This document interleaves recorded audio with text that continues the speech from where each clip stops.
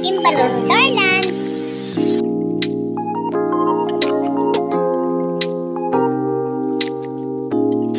At after nating ma-set up ang ating balloon garland, isunod na natin ang ating mga props. So naglalagay tayo ng go, stop, tapos yung name, the celebrant, ilalagay natin dito sa center ng ating balloon backdrop.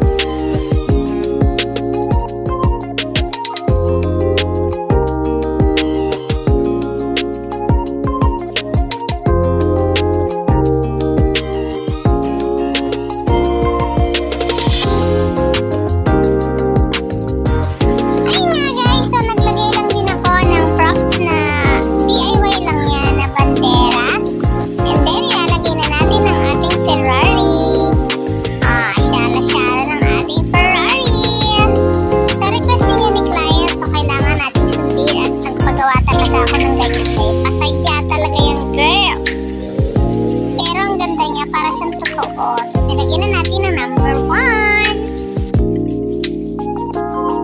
At syempre, kailangan meron tayong stoplight na mga props. Ako lang gumawa niyan, guys. So, parang folder lang yan na iba-ibang kulay na red, yellow, and green. At ito na nga, sinunod na natin yung ating isa pang props na foil balloon. Kasi requesting niya ni client. Gusto niya may mga ganyan-ganyan daw.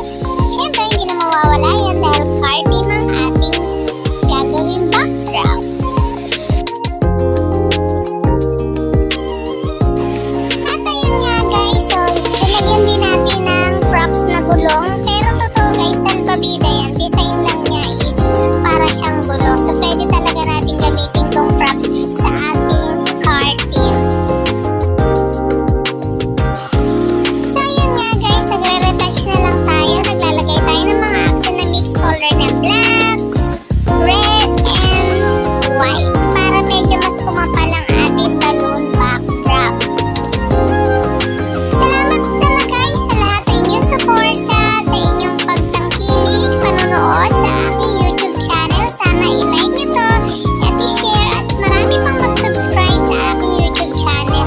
Dahil alam ko na marami pa tayo matututunan at pagsasalu-saluhan na mga kaalaman about sa paggawa ng balloon backdrop.